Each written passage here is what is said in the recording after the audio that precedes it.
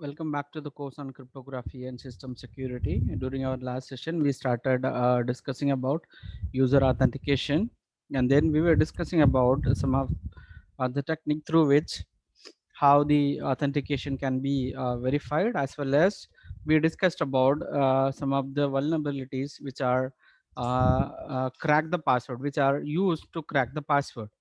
Right, with the continuation of that, and we are discussing about how the password are stored in the password database, how the enrollment, as well as this is an enrollment process through which you will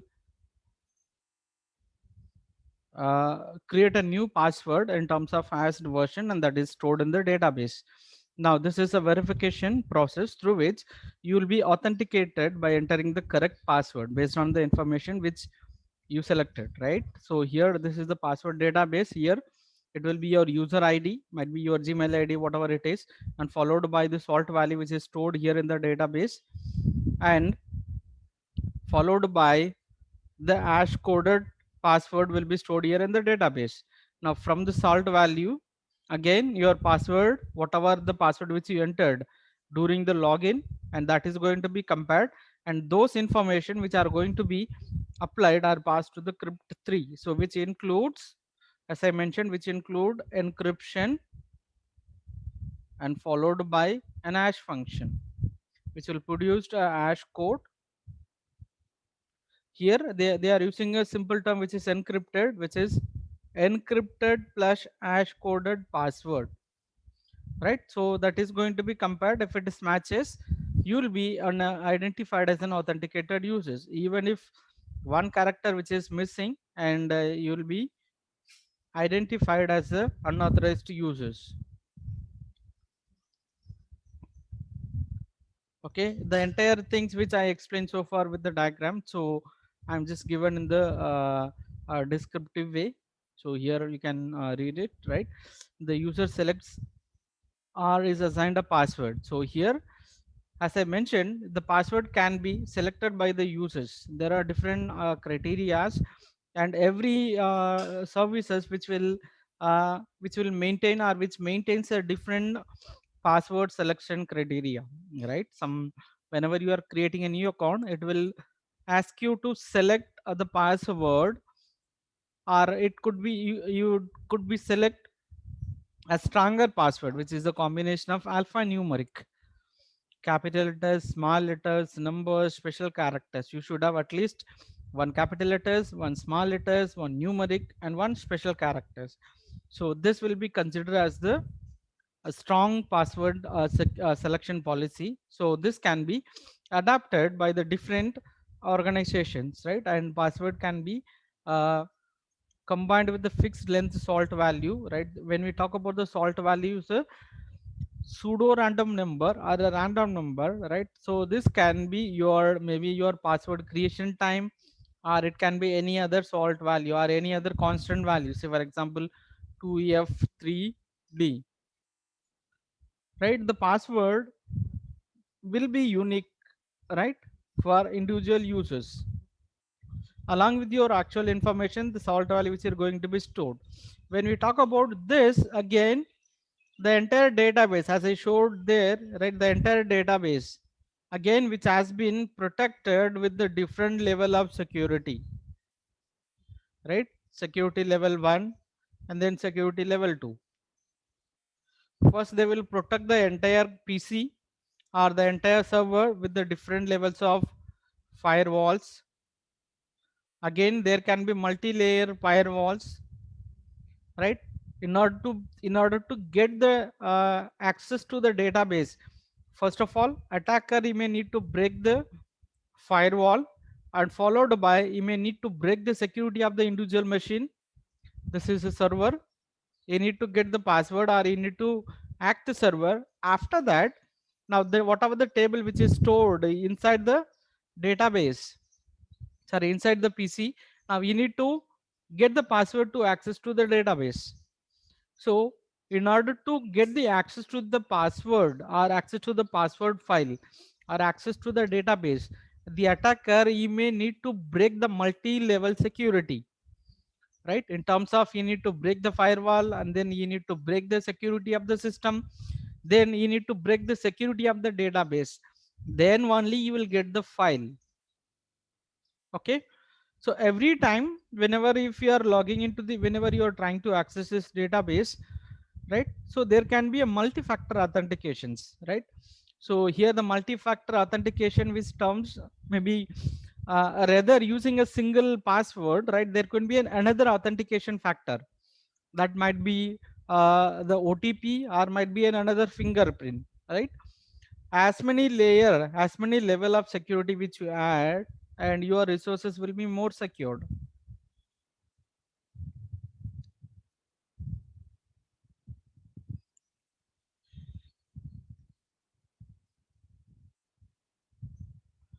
right? So this is how loading a new password as well as verification of a new verification of your password during your login which will takes place, right? Again, some of the technique through which, right, the password cracking can be takes place. First one is a dictionary attack, as we've seen, and then the rainbow table attack, right? So here when you talk about rainbow table attacks which uses a pre-compute tables of hash values I was talking about. So here in the dictionary attack, where you will use the words which is available in the directory, you will use any one of the hashing technique, and then you will get the hash code. Now this hash code is going to be compared. When you talk about the rainbow table attack, where you will directly use the hash code which has been already generated, a common password or commonly used password hash codes are produced, are available based on the different hashing techniques. Directly the attacker will use these values, hash code values, that is called a rainbow table attacks. Okay, I hope this is clear. Here there are a lot of hash codes are available for the commonly used password based on the commonly used hashing techniques.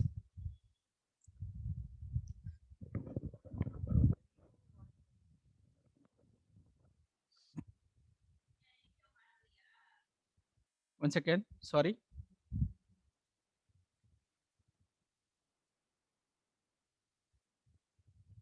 give me a moment.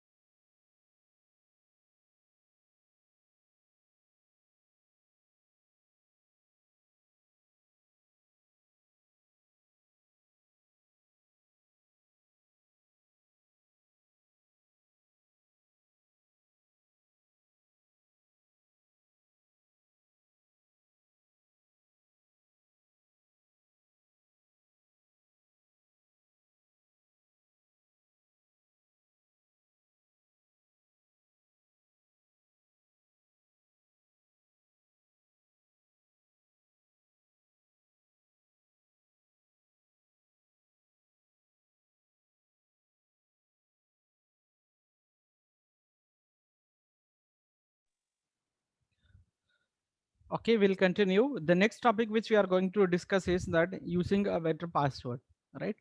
So here we should have clearly have a problem with the password, right? So this is completely depends on the weakness of your password, right? To to avoid that, we can no to eliminate the guessable password, we can use a system generated password, right? So this the four basic technique through which the user can select the strong password which can be based on the user education or user knowledge. And the second one is that they can go with the technique which is computer generated passwords, right? And reactive password checking as well as proactive password checking techniques, right? So these are the precautionary measures through which you can periodically you can check the weakness of your password, or how your password is easily uh, crackable. Depends on that, you can change the password periodically, right? Again, so here when you talk about the user education, how the user is knowing about how the password is going to be compromised. Based on that information, is supposed to select a password which is not easily guessable, and then provide users with the guidelines for selecting the strong password, which is in terms of alphanumerical values. Can be problematic when you have a large user populations, because many users will simply ignore the guidelines, because even for a ATM transaction, even if the RBI or any other the mailing system which gives the guidelines periodically change the password, right? um, I could say that when you are trying to net banking, when you are trying to use the net banking application, where you will have the two password, one is user, I mean login password, as well as transaction password, right? It is advisable that every after 3 months you need to change your both the password, login as well as transaction password, right? So but rarely people we are doing it. The same password might be used for longer time, maybe for 5 years, 10 years we will be using the same password, but this is vulnerable, this is not the correct practice, right? It is also advised to change the password of ATM numbers every after 6 months, or every after the particular time period which is given by the RBI guidelines. Next, we'll be discussing about the computer generated password. So these are the system generated password, right? Because this may not be easily accepted by the users, right? Because this is random in nature, it is very difficult to remember, because it will be a longer password which can be no randomly generated password, right? But we prefer to remember the password in terms of the words, or the whatever the thing which we easily recognize. When you talk about the another preventive system, right, which is a reactive password checking. When you talk about this reactive password checking, right, this is a method through which your system periodically run its own password cracker to find the guessable password. Suppose if you are using the weak password, right, this your own system or own Gmail system, right, which will check that whether the password is easily to attack or not. If it is easily attackable, and then immediately you will get a notices that your password has to be changed. Otherwise, whenever you are using a Gmail account, right, you will be getting a notifications, right? Suppose if you are using your regular machine, that is okay.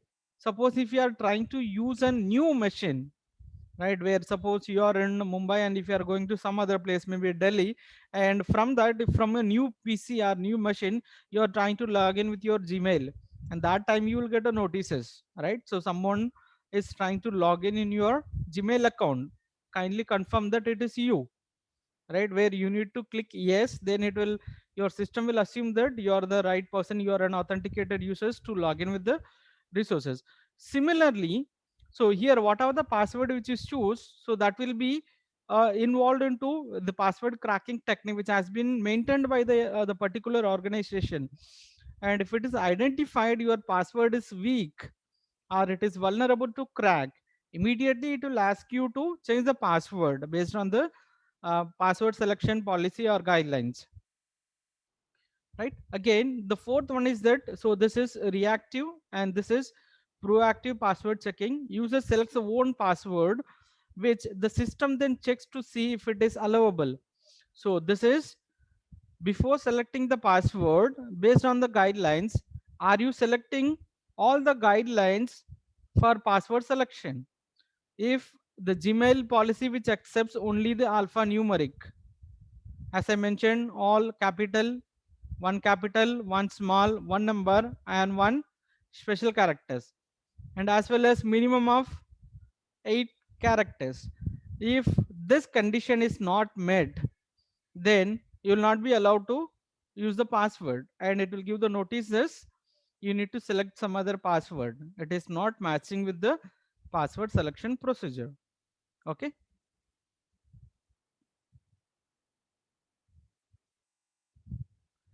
Next, we'll be discussing about another important category, which is token authentications. So this is very similar with that, whatever the information, whatever the things we have, right?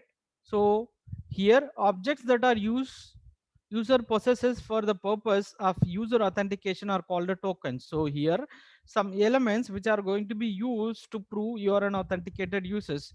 It might be the embossed card, which is very similar to our the card old credit card patterns. In the later slides I've added the images for that.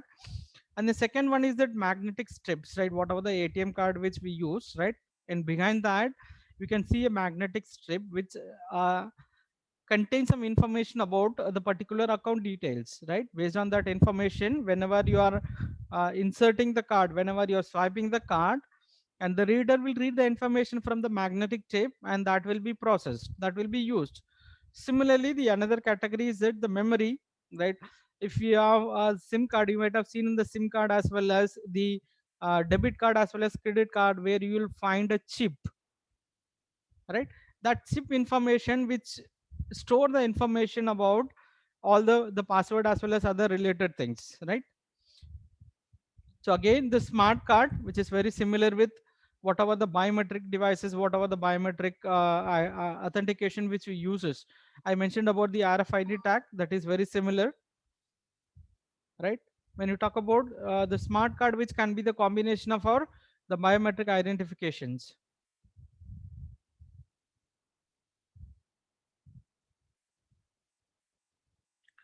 So this is the detailed explanation about, sorry.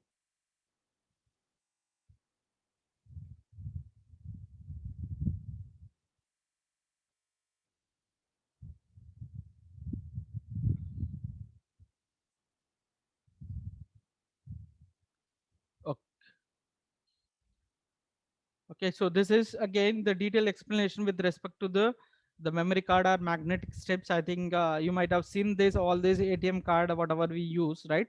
So here this is the card where the magnetic strips, which is behind the ATM card, where this will store the information about the users. Might be your account number and all your PIN number, whatever. It might be stored in the form of encryption, right? It might have not stored in the form of direct or the plain text values, right? All these techniques, all this information which are stored here in the magnetic strips, right? Whenever you are swiping the card into the ATM machine or any in the point of sale devices, which will uh, read this information which are stored in this particular magnetic strips, and then your data can be, after that whatever the transaction which are doing, that will be processed further, right?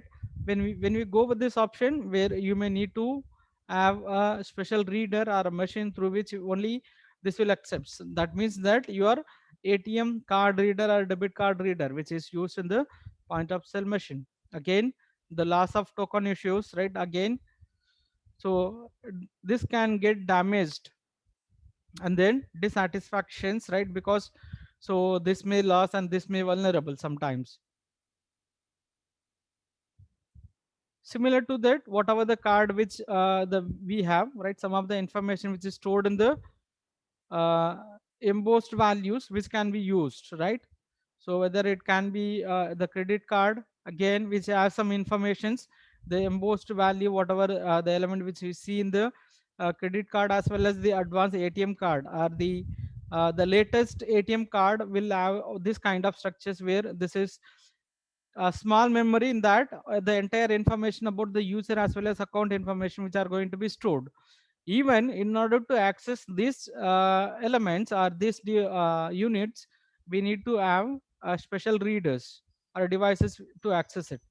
Very similarly, the biometric authentications, right? As I mentioned with the in the previous session, whether it is a static or dynamic, right? We may need a devices to recognize, right? Again, there are certain process which involves enrollment as well as validation that we discussed in the beginning of the lecture itself, right? Again, so these are the different element which are comes under the biometric authentications. Facial recognition, which may use no the complete picture or the pose of your face will be recognized, and these are the certain features from your face which will be used, your eye size and then eyebrow length and then nose, lips and then chin shape. So there are so many factors, right? The distance between two eyes, and then distance between the two ears, all this information which will be considered as the feature, and that is going to be stored in the database of the password file. Whenever you are doing for verification, you will see the camera, and that recognition will takes place immediately, and you will be identified whether you are an authenticated user. Similarly, the fingerprints pattern of our ridges and furrows on the surface of the finger tip. Similarly, and geometry, the shape, length, and the width of the fingers, everything, and then retinal pattern, right? So this is specifically to the eye. So you will go closer to the scanner, which will take complete image, retina. I mean image of your retina, and then that will be processed further, right? Similarly, the signature, right? So this is this digital signature. This is not the digital signature, this is normal signature. So this may not be the part of biometric authentications, but it can be used for an authentication purpose. But when you're writing it real time recognition, so that can be considered as the biometric authentications.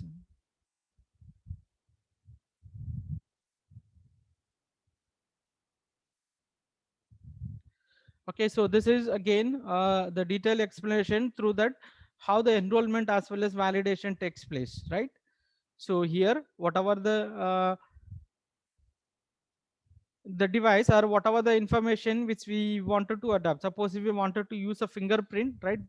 Here we will give, or say for example, you might have tried the fingerprint where authentication where no, in order to enroll that, so you need to give the sample of your fingerprint, whatever the finger you wanted to use for authentication, and you will be giving the samples, right? First time it will say that 15%, 20%, 40%, 80%, 100%. Whenever you get the notices 100% your fingerprints are registered, that means that all the different samples of your fingerprint which is already enrolled in the device, right? Based on the biometric sensor or fingerprint device, fingerprint scanner, your fingerprint image which has been captured, and the feature are extracted and that are stored in the database, right? Whenever you are doing the verifications, again you will be giving the sample of your fingerprint by means of giving or no keeping your fingerprint on the fingerprint sensor or the device or fingerprint recognizes, and it will take the fingerprint image, and that is going to be processed, and the feature are extracted, and whatever the feature extracted during the verification, that is going to be compared with the feature which are already stored in the database. If it is true, you will be an authenticated user, else you will be considered as an unauthenticated user. Okay.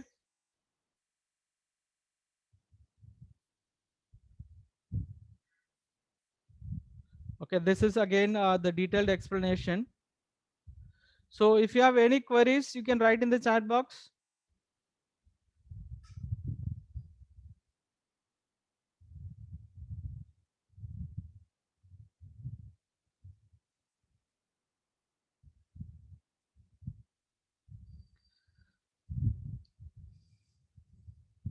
Any queries regarding the today's explanations?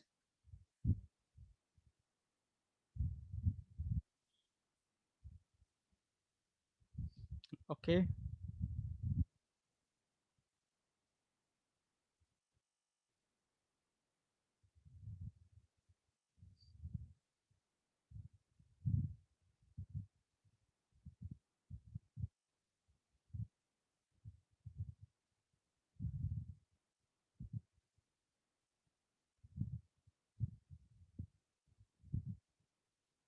Give me a moment and I'll be checking it.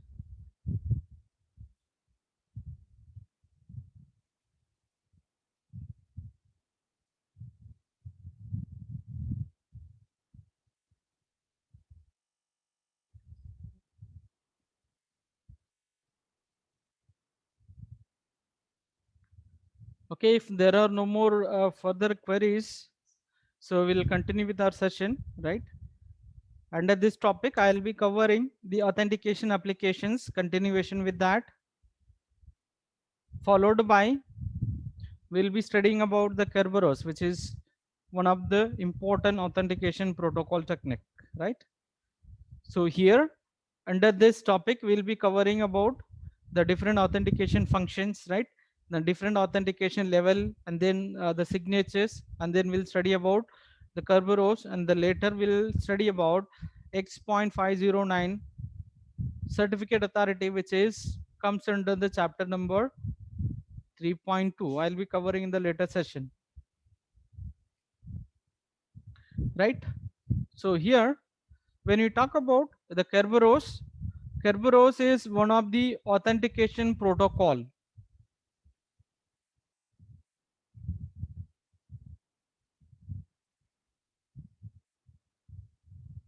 which is a trusted third party authentication protocol scheme, right?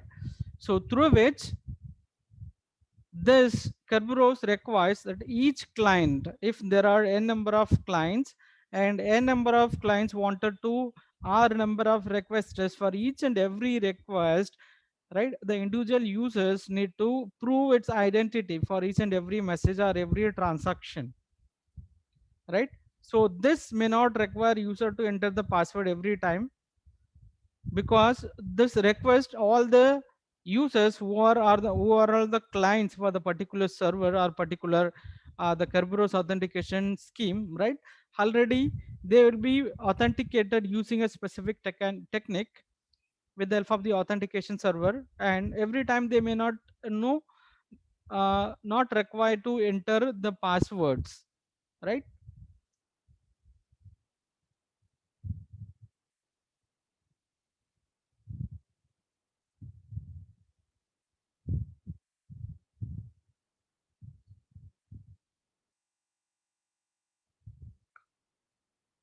So you might be hearing some of the keywords for the first time, right? In the later section, I'll be explaining about each and every components, what are the new keywords which are displayed on the screen, and you will get a clear idea at the end of the session, right?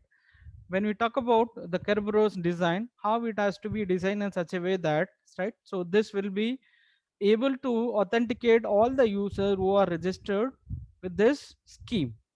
User must identify himself or herself once at the beginning of the workstation session, right? So this can be a login session. During our login session, every user who wanted to get a service from a server, they need to authenticate themselves, right? Passwords are never sent across the network in a clear text, because they are not going to store, or they are not going to share the passwords as a plain text. Rather, actually they are not going to share any key, but if they are sharing any keys in the form of tickets, that are going to be stored, or that are going to be transmitted in the form of encrypted versions. Every user in this network will have a separate password or a unique password, right? Every service, individual users as well as every service which are going to have the passwords, right?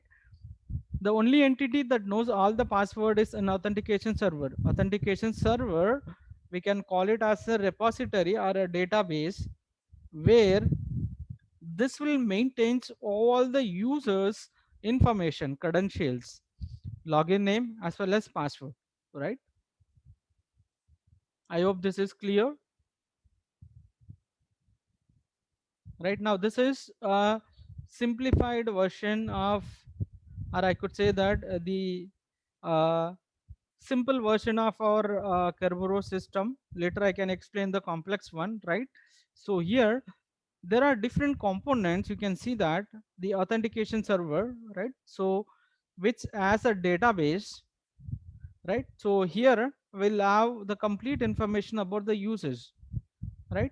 And here the workstation or the server here, if any user wanted to get a service to this server, right? Say for example, if user X wanted to print, let's assume I'm taking print printer as a server. He wanted to print a he wanted to print a particular page from the printer. First of all, he may need to communicate, or he may need to approach to the authentication server. Authentication server which will verify whether the requested user is an authenticated user by comparing its database, right? So this database will ask the information about the user X, whatever the password, whatever the value which he entered, right? And this communication between these two, which are going to be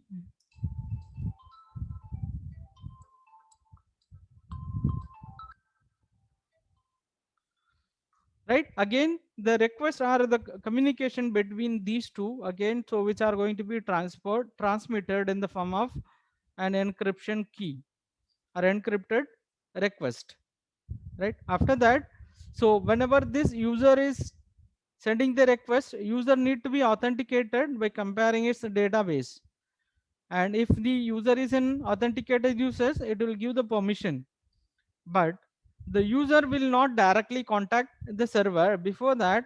So this will have one more layer, one more intermediate server, which is again which is one more authentication layer, right? So now this device or this component which will again verify the information whether the request is made from the authenticated users, and it this along with the request, this request will have the information about the server it wanted to communicate. Okay, so this request again will be validated if it is a valid request, and if the valid request is comes from the valid or authenticated user, and then so this will give a ticket. That ticket will use to contact the server. I hope this is clear. It is just a simple operation. So here we have the user X, and here he wanted to communicate to the, or he wanted to contact the server, he wanted to take any device, any, say for example printout. So here first he need to communicate to the authentication server. Authentication server will verify that whether this X is an authenticated user. If it is yes, it will give a pass or it will give a ticket to contact an another entity which is TGS. I'll explain what is this TGS, right? Now with the help of the ticket, now AX will communicate to this TGS, right? This request will ask the information about to contact the printer. Now it will verify the information. TGS will verify the information again. It will give a ticket or it will give a pass to contact server, and that's with the help of the ticket or server, it will contact to the printer, and then it will take the printout. It is clear now? Any further clarification required? I'll explain all these the terms with what are the functionalities are carried out, which everything in the detailed way in the upcoming slides. This is the simplified diagram. If I explain it further with the new slides, you will get a more clarity on this.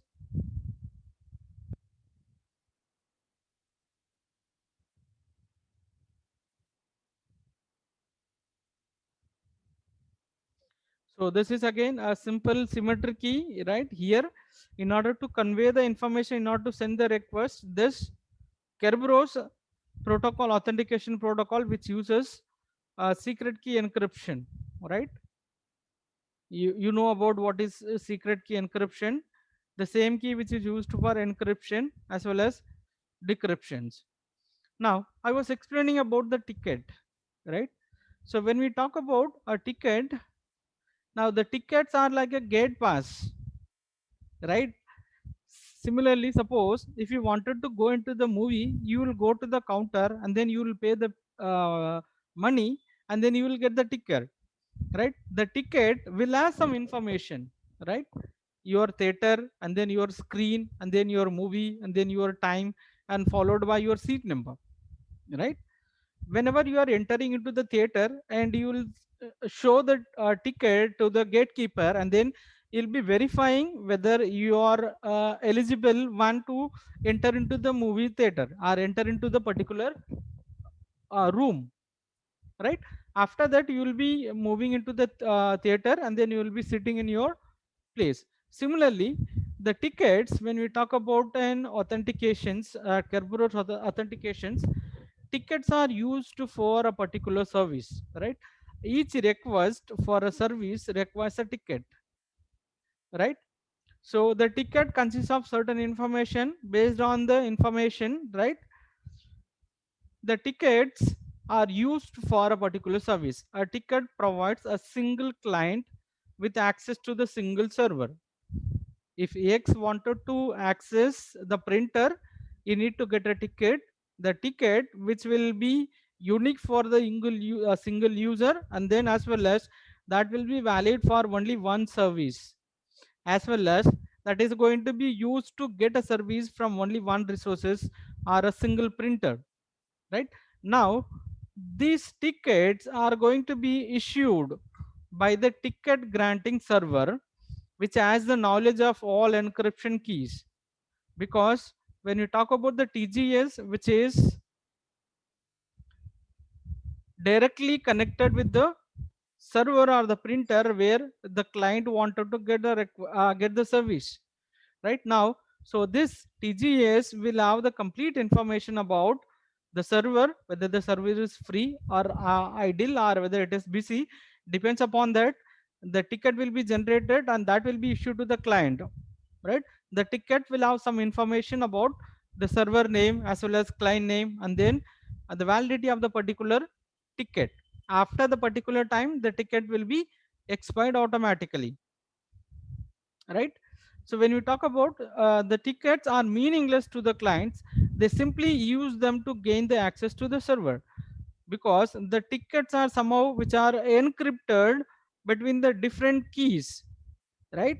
The keys may not know with the are known to the client, right? Even they will use the information, or the client will simply use the ticket to get the services, right? Once if the ticket is passed to the server will decrypt it, and then it will come to know that whether the ticket has been generated by its own ticket granting server. Okay, so how the tickets are going to be transferred, right? The TGS seals or encrypts each ticket with the secret key encryption of the server. I was telling you, right? Because the ticket is encrypted of the key, the ticket is encrypted by the secret key of the server. Now, the secret key of the server,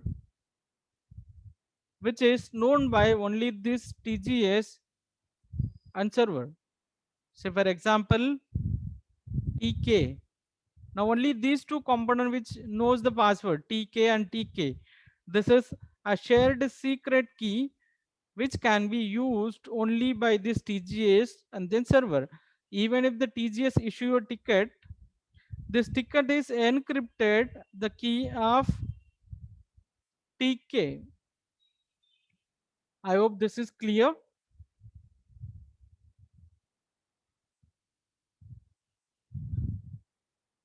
Now this ticket can be encrypted only by the server, because this has encrypted using a secret key which has been shared only by the TGS and then server.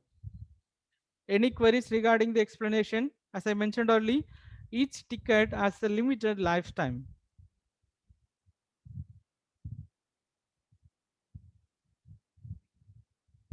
Now the ticket has some information, right? The ticket, these are the components, or these are the parameters present in the ticket. The first one is client name, or the identity of the user who wanted to get a service from the server. And apart from that, the ticket consists of the name of the server to which the client